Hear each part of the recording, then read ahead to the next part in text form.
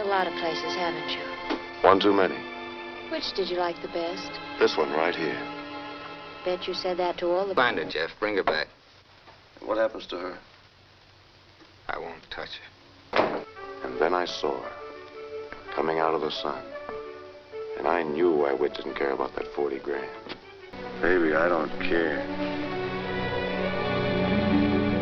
Don't try to pay me off with pitch handed to you with this cheap piece of baggage.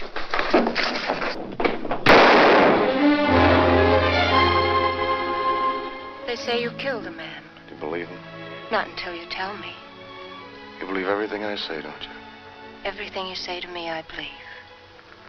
You know, a dame with a rod is like a guy with a knitting needle. What's he doing here?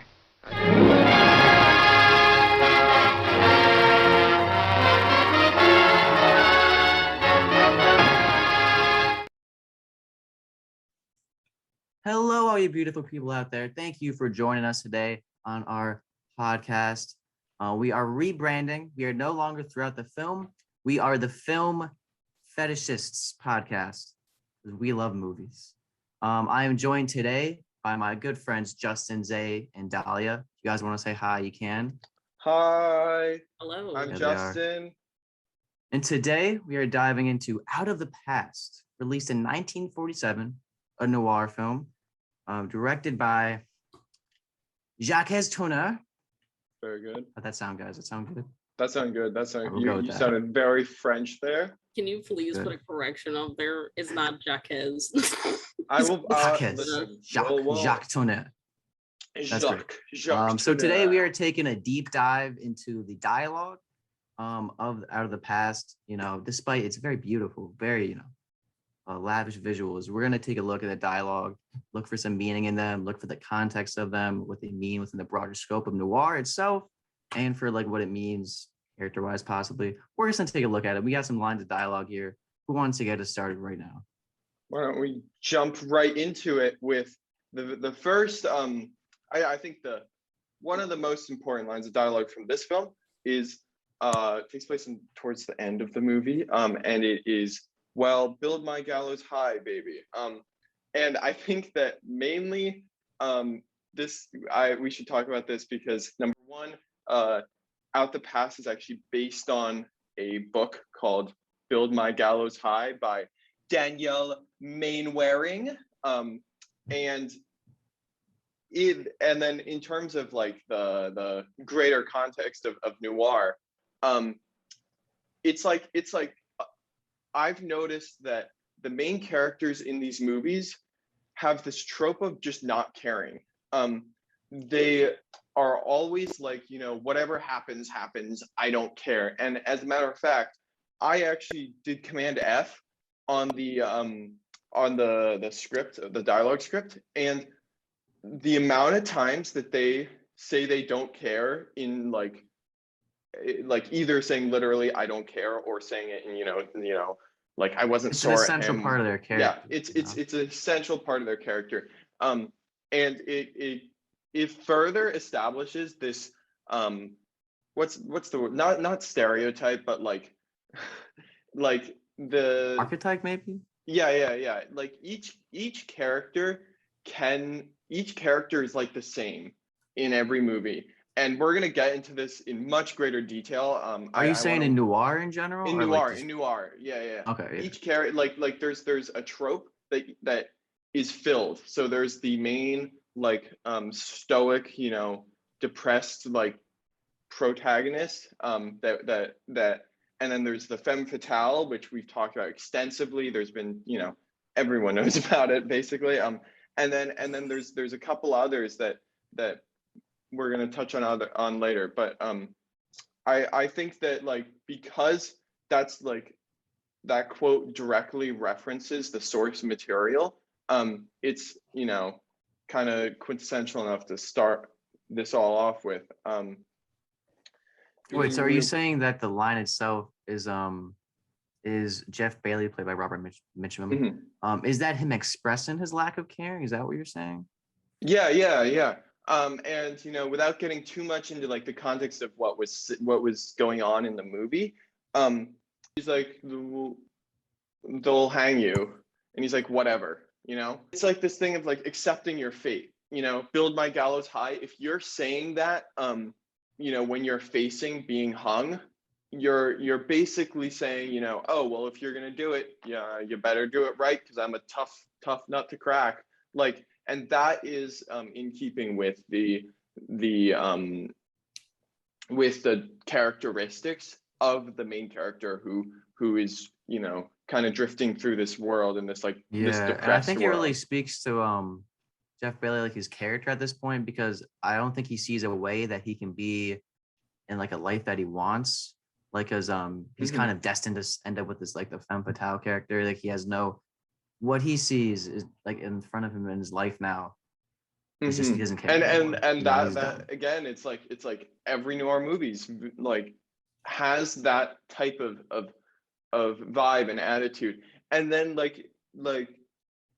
that's further reinforced by we're not going to be talking about this, but like the style of like how the movie looks reflects this attitude, and the dialogue. So like this dialogue like works and serves this purpose because all of them are shot with the you know, contrasty, like mangled, like depressed kind of not like pretty looking aesthetics. Well, how about we segue into the next quote, which actually relates back to the femme fatale, which we just Is that what okay, yeah, let's do that. which we just talked about, which is all women are wanderers because they reduce all men to the obvious. Which, and I think that this quote is very indicative of like the femme fatale trait, because it kind of it's very indicative of how the men in these movies are reduced to nothingness when they see these women. Like, to reference another movie that we watched, Walter Neff was kind of reduced to crime over a woman that he was going to have an affair with, and Jeff Bailey kind of risked his relationship with another woman who was of the good girl trope to deal with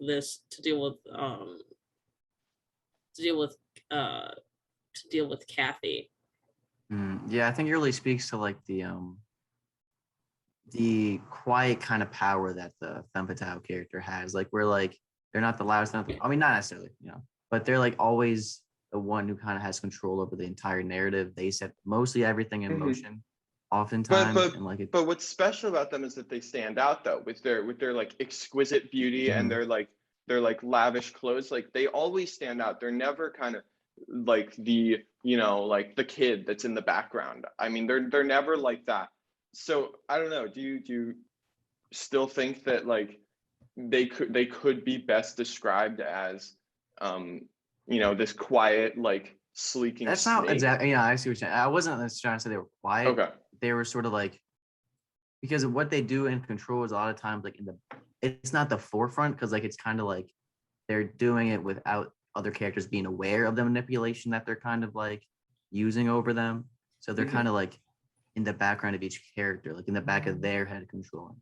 Yeah, like their manipulation is quiet to the men because they don't realize that they're being manipulated by these women until it's obviously too late, which is like a really large trope with the femme. Yeah, exactly. Exactly. Now I agree with you there. It's like their characteristics is that they're actually so like they look like angels basically when they're presented, and that's why, you know, they're not suspected as the villain. But you know, it is important to remember that while these movies like because of repeated tropes, they do become suspected, but at the same time, you know, I started to hesitate there because I realized that like we are watching these movies as with kind of like an academic eye for them. We're watching them in order to analyze them. We're not watching them like as we would watch like a we're Marvel aware movie. of like the femme fatale character, but like the characters aren't aware of the femme fatale character. And then also the audience of the time. We have to remember that like, and it's not saying that the audience is stupid, but these were probably actually surprising to the audiences when they were watching it, because they don't actually have this like overarching like analytical look at all movies from this time. So it's like, to us this is maybe more difficult, but like we got to put ourselves in the position of like actually not knowing the ending before the ending comes. And that's what kind of reinforces this characteristic of the femme fatale, or like the kind of, I'd say the second main character, which is, you know, I'm not talking about only the movie we just watched. I'm talking about like in noir, like them being a backstabber and like turning around and like, you know, it turns out they were, you know, planning this all along. And then, you know, that leads back to the quote. The quote really exemplifies that as a trait. I mean, they bring these men down to, like, with their good looks and their charm and their, like, you know, femininity, they're able to kind of emasculate and manipulate these men into doing what they want, and then eventually tossing them aside when they're done. And this is consistent throughout the genre. Yeah, 100% agree. 100% agree. But I think because we have a good understanding of that quote, I think we should move on to the next one. Mm-hmm. All right. So, you know, speaking still on that idea of the kind of femme fatale and their role within like the noir narrative, I have what might just be my favorite quote. Not that I mind particularly. You've got nice, strong hands. This is said by Meta Carson, who plays a secretary in the film. I'm sorry, the character is Meta Carson, played by Rhonda Fleming. And so this kind of speaks, she's not like the main femme fatale of the narrative, but she still kind of embodies that kind of gendered idea in noir, where like she uses her kind of seduction and her beauty to kind of like manipulate the male characters. And so like in the context of it, she's trying to get, you know, Jeff Bailey to kind of like do whatever she says, but it's just such a strange quote too, because like she's complimenting your hands of all things. Like that's what she's using to try to like stroke the male ego, is like, you got nice hands. I don't know. I just think it really just stood out to me as like this desperate attempt. Hands are also like very fetishized, almost like hands are kind of a symbol of masculine, like beauty, Control too. Yeah, control as well. Like you got hands, like, and like hands, like, you know, I guess this is more of a present day cultural connotation, but like hands and like aren't like veins in your hands, like that is a, you know, sought after like body type, and it means you're strong, it means you exercise, like it's a and I, you know, these are all like, even though they're today's, you know, today's attraction, like they're based on like what draws another person like sexually. And I would say that, you know, people back then were also attracted to hands, and actually like it was probably rough hands, because even, and with the context of noir films, like these men like are kind of like cowboys, you know, they're and like you want like a man with like calloused hands, because that means they can work hard and provide for you. So I would say that that's that like it's like fetishizes him. Yeah, it's like it's a strange thing, but it kind of works. Yeah, it's oddly sexual.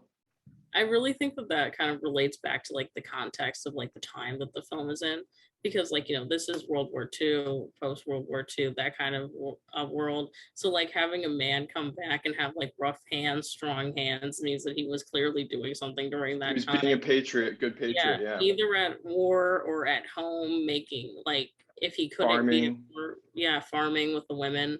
You know, so there's like a really big cultural connotation like back then of like a hardworking man, and strong hands kind of relate back to that context that we're giving. I think that like what you said with the veiny hands, like that probably existed back then, just not as prevalent as it is today. Because it's an attraction, it's not a cultural phase. Yeah, because like a lot of the things that we're talking about, I think that we can heavily relate back to that time. I don't think that it's just a modern world attraction. I think that it's something that's been universally happening for the last 100% agree. Yeah, for the last like 50 some odd years or longer. And I think that that's just something that's survived for a long time that we just don't necessarily think about until we watch a movie like this and have to look back at it and relate it back to the women in the films when they say things like this that we think are like more modern day, but are very much something that existed in these films. Mm-hmm.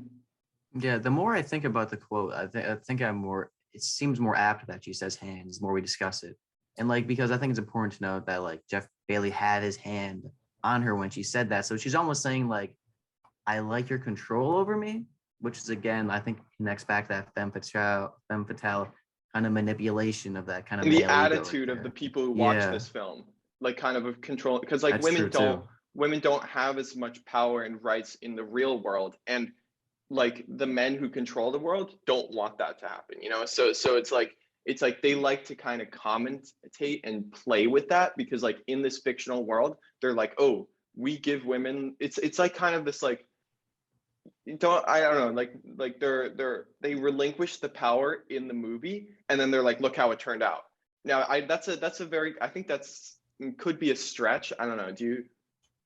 I see what you're saying, like kind of like the broader kind of scope of it. I don't know if it necessarily I applies to don't want this to quote necessarily per put se. 100% of my, you know, Yeah, no, I see what you're saying. Yeah. backing behind that, but I do think that's an idea to think about.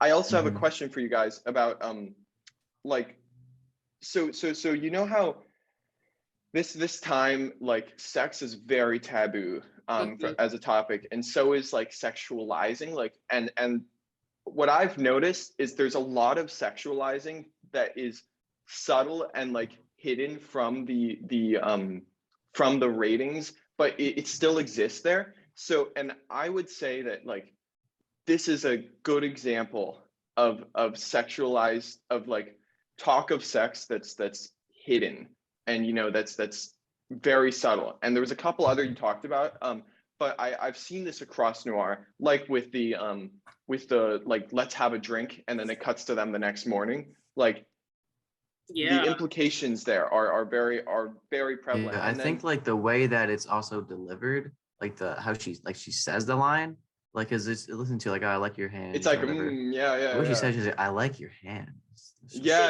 strong. And then also there's that thing with hands and like penis size that's nowadays. I can't imagine that hasn't existed forever. Like it's and you know it sounds a little immature when and like you know funny or whatever when I talk about it, but like it's a real like it's a real like cultural like thing that we talk about, like especially you know like guys talk about, um and I imagine that they're aware of that when they're writing this script.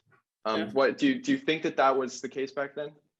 I mean, I don't know if that's necessarily what they were intending, but I think that it's a very interesting interpretation to have, just given like the context that we have now is like, you know, people, Gen Z, people growing up in the age of the internet and, you know, seeing like visuals of these things since we were children.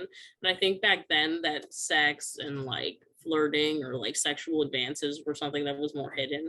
And it's Hmm, possible that yeah. this was something that was like a hidden sexual advance because as we've seen throughout noir, the films that we've watched so far in this class, that the noir films tried to hide sexual activities by like plain everyday comments or like what we could think are suggestive flirty comments, when this is one of them. Like I don't necessarily know if they had sex, but this is definitely something that could like have led up to a It's tension, sexual, it's tension. yeah, a sexual scene in noir. Yeah, so what we can establish is there's a lot of sexual tension in noir amid the characters, and it is very it's intentionally there, but like because of the conservativeness and of the time, they had to hide it, and so we have these like little like what we would think of as sex jokes, but what they thought of as like adding something a little more adult to your movie. Yeah, exactly. I think that like, yeah, you know what? I actually think that that kind of like leads us into like the next kind of like set of like quotes that we have, just Hmm. because we have some like more weird quotes that we want to talk about, and one of them is I don't need a crack like that any more than I need your dough. And that's kind of a weird quote, but I feel like in some way it could be taken as like sexually like as sexual tension in the film, just in like a weird way, kind of like. Yeah. It's that dynamic of the rich guy who thinks that he can like win over someone by showing them how much money he has, and like is ultimately wrong, but doesn't realize that, and kind of has to discover that. And it is kind of, and then like the if you think of the first part, I don't need a crack like that. Like it's like saying, you know, I don't want your disrespect. And like on top of that, you know, I'm not looking for money. I'm looking for like respect, and like, you know, people who can treat you well. Exactly. And then in noir, there's a lot of like unawareness of that, and unawareness that that is what people actually seek in the real world. And I think that's why it's an important exemplary quote for the genre. Yeah, I really think that what we were talking about leads into the next quote that you kind of wanted to talk about, Justin, which leads us more into like the less serious, more funny. You can read the quote. You can take that one. Okay. So the quote that we want to talk about next is, you know, I bet money on a horse that ran dead last, so I bought the horse. It's just the strangest little thing to say. It's like, why are you gonna buy a horse that is clearly not making you any money? And then it was referenced later in the film, like that quote was referenced, and I was like, what the fuck? Like, why? And it's never explained. It was so bizarre. But like, and like, yeah, you know, forgive me for talking about the movie context, because, you know, it is fascinating to me. But in terms of noir, it's just another one of these weird, like it's unclear if it's like of the time type of lingo, like these weird like analogies that they give you to try and explain emotions with literal, like, I mean metaphors, right? Am I meaning? But anyway, like they're using like literary devices to explain feelings in a way that's very new, and I think that's why they sometimes don't land or are kind of funny, because like previously in cinema, before noir, like you don't really have that. You don't really have a lot of like psychological like you know, insight into characters. You don't have a lot of like they don't talk about feelings and emotions as much as they talk about just like stories. And so then that shift in Hollywood, or, you know, it's not all Hollywood, but you know what I mean. That shift kind of had its learning curve, and then we're met with weird things. Yeah, I think that if we're like kind of like looking at it from an analytical standpoint, the quote itself, it's kind of like it could relate back to the idea of Wit sending Jeff out to go find Kathy. It's like, I don't necessarily need it, but I do want it, you know? And that's kind of what I feel like that's what he's saying with this like horse quote. Like, yes, the horse isn't giving me any money, but yes, I definitely want the horse regardless of whether or not it's winning. Yeah, wait. Bryan, do you have any thoughts? Yeah, Bryan, wait. I have a few thoughts on that. So I think one, it just speaks the character of like Wit as just a dude. He's rich. I think that's, you know, central to him, got money. And I think it almost sort of relates to his relationship to Jeff Bailey. So it's like, you know, he hires Jeff originally to like, you know, do a job for him. It does not follow through on him, you know, like he messes up, you know, with the way with his girl he wants. Then what's he do? He brings him back. He brings Jeff back in and uses him again. Kind of buys him in a sense. Yeah. Mm-hmm. And he also, like, that quote itself could have been just like to prove that he will do what he wants. So he like bet on this horse, and the horse lost. And then he will, instead of doing the smart thing and just like taking his losses and moving to a better horse, that, you know, the horse that won, he buys that horse because he has the money and he's not going to, you know, be predictable and do what we expect him to do. And so that is why it's a important trope, and it sets him up as this like unpredictable character, and then that is reflected in the genre as you know, the ruthless capitalist type, the, you know, Scrooge McDuck type of person who, like, you know, has a ton of money but still wants to steal from the little guy, and that's why he's bad. And that's a trope that we see a lot, and we talked about in the last video. Yeah, I think, yeah, I really agree with that point that you're making there. I didn't necessarily think about it like that until you brought it up, actually. Yeah, and I also want to unendorse my first point, kind of like I was just thinking, that's why I started to, you know, cut off Bryan or whatever, but like now that I really think about it, I don't know if it's so much of an emotional like illustration. I do think that the you know, trends in media probably reflected that, but I think that this quote is more about the ruthless characteristic capitalist, and then again, and that's like another character, like what's the word, I'm not stereotype, like for a movie, you know, character archetype, yeah, like that is in almost all of these films.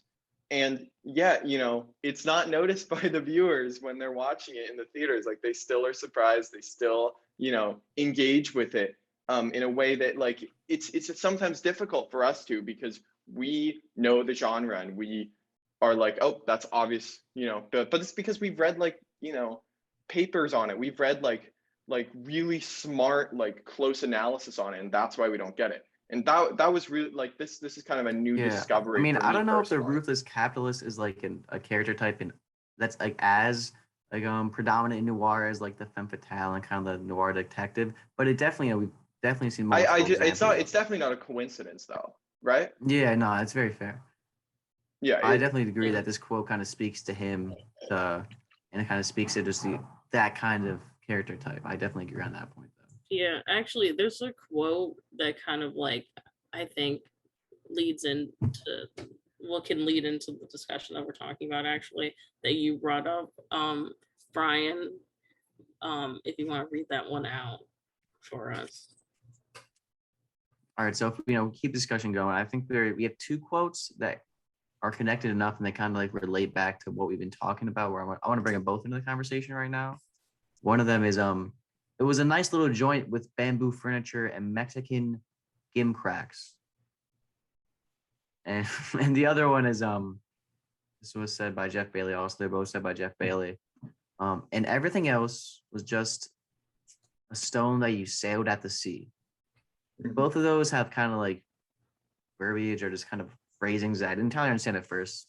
Like rim, I mean, obviously it's like gimcracks, I think. What is a gimcrack? Can one of you two explain it? Yeah, a gimcrack is something that's poorly made but looks good. So if we're thinking about that in a modern context, it's kind of like clothes that people buy from like fast like fashion. Primark, yeah. Yeah, like Primark. Okay. It's not good quality, but it looks good on the outside. And I thought that kind of ties back into our conversation kind of about capitalism, or like about like Definitely does. Yeah. Wade as a character, because it's kind of like it looks good on the outside, but on the inside it's definitely devious and dark and has like some twists and turns, and it's very crooked in a way that you weren't expecting it to be. Like noir. Yeah. Wait, talk about the orphaning that happened. Okay, all right, I'll do it. No, yeah, but like that's exactly like noir, like the having a movie where you have a protagonist that you root for, and it's obvious that the movie wants you to root for, but if you really think about the actions that they do, the objective actions, they're the bad guys, they're doing bad things, they're hurting people, like they're killing people, you know, like and it's obvious who has the moral high ground. And yet I know that, you know, when the characters in these, when like the main characters kind of have a triumph if they were to escape and live happily ever after, the theater would applaud. You know, the theater in the 50s would applaud. Which, yeah, that's so again, we got like a trait in the genre that is easy to analyze. And I lost my train of thought there. Do you want to do you have anything? Anything you want to say, Brian? About either quotes? Yeah, you did. What did you think about these? You guys kind of went like a slightly different direction than I was gonna go with the grim cracks kind of quote, where like I was kind of like, because the way he says it, he specifically said, Mexican grim cracks. So I was kind of in this perspective of, he's from a foreign country, he's from the US, and I kind of had this idea that he's kind of just looking down on this other nation, kind of speaking to the times, speaking to that kind of capitalistic American philosophy where like everything else is inferior. And so that's why he's kind of has this kind of negative perception of the place around. At least my interpretation of it is like, I understand what you're saying. Like I also agree with you guys, but that's kind of where I saw it when I first read it. It's another reading of it. It's totally valid though. Yeah, no, I think that definitely does tie into like what me and Justin were talking about. And I think the second quote that we brought up and everything else was just a stone that you sailed at the sea, kind of like goes back to like the gimcracks thing. Like we didn't necessarily know what it means until after we like looked it up and like did further research on it. But I think this idea of a stone that you sailed at sea is interesting because it kind of ties back to that idea of like weird idioms that people use that didn't necessarily land. And I feel like a stone that sailed at sea is like kind of like a hardship or something that people are going through, because obviously a stone doesn't sail. Well, I think that exemplifies a trope that we're seeing of like them using these analogies that are like almost paradoxical in a way, where it's like a stone sailing at sea. What were the other ones that we were talking about before? There was a couple. There was that are like I mean, hold on. Well, I feel like just for this one, I feel like the context is kind of important because in this point, he's talking about the femme fatale character. He's talking about Kathy Moffat. That you say Moffat? Yes. He's talking about her and how like everything outside of her, because this is when they're kind of together in Mexico or whatever. So like without like they're together, everything else is this stone that you sail at the sea or whatever. So I think that's kind of important because it kind of also ties into that noir kind of trope of like the noir detective and the femme fatale kind of connected, always sort of like the narratives tied around them. But it also does play into what we're talking about with these idioms that don't make any sense to us in modern times. Mm-hmm. Yeah, I definitely agree with that. It adds another level of enjoyment to the film that was never expected when it was and this quote really stood out to me because it felt like different than a lot of like I kind of had that strange idiom to it, but it also was like actually like romantic. Like, are you talking about the first one? Oh no, I'm talking about the stone being sailed at sea. Okay. Like it's this quote that is so romantic, and it just I feel like most noir characters aren't saying these lines of dialogue that are so heartfelt all the time. Okay, but I'm saying like so I think really it's emphasizing my point is like so many other lines of dialogue in this film throughout noir are these really hard-boiled, like really kind of like these cutting lines of dialogue, where this one just stands out to me as this heartfelt, like sincere kind of melodramatic line. Just really like stood out so much versus everything. I'm glad you bring that up, Brian, because I also noticed another trope in this genre that was exemplified in a quote that I'll pull up right now. It was I'm afraid of half the things I ever did, and the context of it is like it's like they're talking about love. They're having one of those sentimental noir conversations about love, and I think that like to best describe this genre, it's a combination of these rom-com without the comedy, like melodrama, like movies. What was the one we watched in Screen 101? Something about heaven. Yeah. But anyway, like a combination of that type of feel-good love story. Far from Heaven. I think that's what Far from Heaven, yeah. Feel-good love story with this Western, with a Western. It's a combination of those two. And it's especially it's like this depressed here my I need my notes. I need to stop looking at my face. It's like a romantic gruff film. It's depressed. It has like a cowboy character who like just passes through the world in this dissociated state. And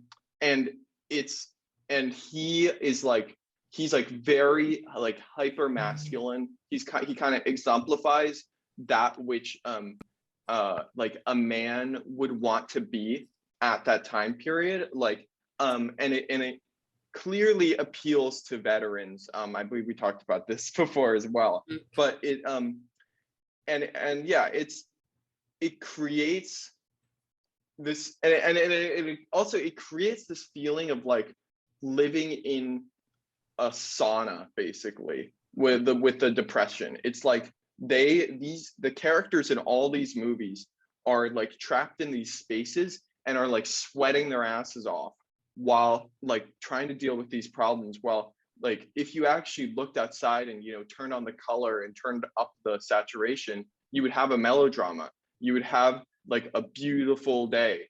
But it's that I veered a little away from the topic. But you know what, I kind of agree with what you're saying, honestly, because I didn't necessarily think about it like that. And like this idea of like noir in its in like a side storyline being a love movie is actually quite interesting. And when you look at the pieces of dialogue that we've picked, that actually really relates back, especially to the one that we just talked about a zone at sea, and then one that we want to talk about right after this. But I kind of want to get other thoughts on this quote before we move into the next one, because it heavily relates back to what we were just talking about. There's so much love. It's like the more that I think about it, the more I see the romance in the quotes, especially. Like these are the quotes that stood out to us, and they're the romantic ones. But, yeah, I think for like this film, not every noir film is like centered on romance necessarily, but you can really see in this one that it's almost like a melodrama. It's like a depressed melodrama, essentially. Exactly. But you can't have a noir film without romance, can you? Like it's not possible. Even if it's some twisted, convoluted like cheating scandal, like it needs romance to work. Yeah, I think that what we're saying kind of relates back into the next quote that we want to talk about, that says, "You're no good and neither am I. That's why we deserve each other." That was I love quote. that I was quote. like, that quote is so great. That was the one quote. So while I was watching the movie, I didn't really take many notes of the quotes because I went back to the script after to find things. That was the one quote that I pulled out my phone and took notes on that immediately. And I was 100%, like, that quote stood out to me so much because you can kind of see it as like the way I saw it. I don't know if you agree or not, but when I saw when I was watching, I was like, yeah, it speaks to like them in the moment, these two characters talking, but it kind of just speaks to this larger, the characteristic of noir. Like, I don't know if that's what it was meant to be, but it kind of speaks to just the femme fatale character and like the noir detective and their relationship to each other. They're oftentimes both these like morally corrupt people kind of bound together, better or worse. Anti-heroes. They're meant for each other. Yeah, definitely. The idea of them being anti-heroes together in a relationship is something really interesting. I didn't necessarily have that takeaway until you guys brought it up. But I can definitely see that, because they're both saying that they're morally immoral people, but that immorality that they have makes them perfect for each other in a sense. Like they're wonderful people together in their immorality. Yeah. And it's like this perfect pairing. And in the beginning of the film, it's like you feel very good about their relationship together. You root for it. You are very excited about it.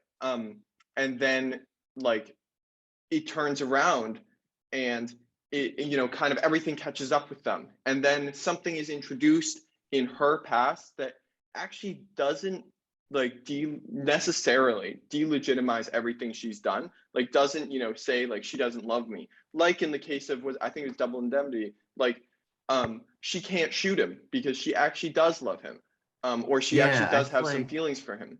And it's we're often kind of left with some ambiguity regarding whether whether it would was seem, or real whether or she not. doesn't, or yeah, exactly. But they don't Exactly. try and solve that for us. The movies never try and like clarify and be like, she is pure evil. She doesn't love anyone. She just works for herself. Like, they don't try and clear that up for us. Yeah. And that's how we know that it's not entirely clear, you know? Because, like, you know, they have control over the whole story. The people who make these movies, like, they can do what they want. They don't, it's not a mystery to them, but, you know. Yeah.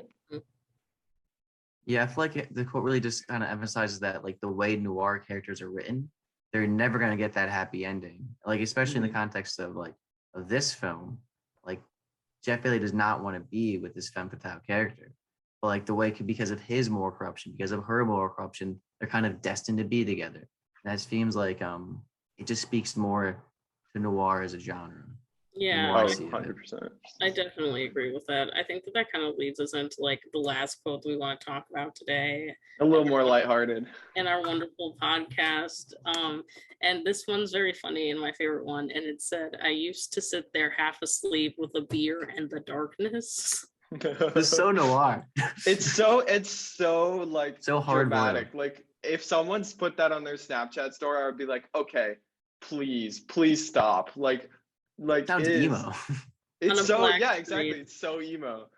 Yeah, I think that noir can get very like dramatic in a very funny way very quickly. And And this they is don't so need to be funny, serious. right? Exactly. What, Dahlia, what do you think? This is definitely one of those quotes where like it was meant in a very serious context, and I just burst out in stitches listening. It's because it's so inhumanly serious. Like, it's Exactly. just And it's so like immature in the sense where it's like you can't look at things like, you can only look at things in this narrow, like, depressed perspective, and you can't get out of this like rut. But the thing is, you're like he doesn't necessarily even have a reason to be so down, because he has a lot of like things going for him, you know? Mm-hmm. Yeah. And I don't mean that just in the context of this story. I mean that in, like, overall, like, these type I of think quotes. if I remember, like, the delivery of the line, he didn't like sound like super depressed, but just like even a line like that in general, like, it's just so like he was in solitude, so I think that's why he'd say something like that. But it's just so serious. Mhm. You know, I'm Yeah. really happy that we're ending with this quote because it's like a very funny quote that I think that like even people back then might have thought was kind of like funny and misplaced, and that now, you know, us as young people looking back at this to analyze the film think is absolutely hilarious. Like, we can be sure, yeah. Yeah. Yeah, But, yeah. you know, It's like also the delivery. Talk about how they deliver it, like, with Yeah. that, like, it's very serious, like in like he like you can just tell that the person delivering the line is very serious, like has this very serious intent, like they're like very upset about something, but the line itself is what gets us laughing, because it's like there's a million other things that a person could say that was like, I used to sit alone in the darkness with my depression, or like I was very depressed during that time, but he was alone in the dark with a beer. And I think that's very indicative of the time. And I just think that that's absolutely the most like charming but yet hilarious quote from the entire movie, even though it's meant in a very serious context. Mm-hmm. Also, it's isn't so he waiting? Noir. Yeah. Yeah, he's waiting for He's waiting for a Kathy. girl that he wants. He's waiting for Yeah. her. And so instead of it being like, that's why it's funny, because I figured this out, but I didn't realize why. But like, that's why it's like, I'm like, why are you depressed? Like, you know that, or we kind of have a sense that she liked you, and like she invited you to this place. She told you about it, and she's playing a game with you to, you know, kind of playing hard to get. So you're just gonna just like completely like keel over and just be like, oh, I want to kill myself now. Like, I can't stand anything. It's because like every noir kind of character, every noir detective, that is just always everything's tinged with like it's a little bit of sadness, like a little bit of darkness at the very least. Yeah. Mm-hmm. Yeah. But like, you know, on that note of like a little bit of sadness, it is unfortunate that we have to close out this podcast after so much fun we had today. We were the Film Fetishists, and we're very happy that you sat here and listened to our podcast today. And we hope that you have a wonderful day. Thank see you you. all Yeah, thank next you for week. watching. Mwah.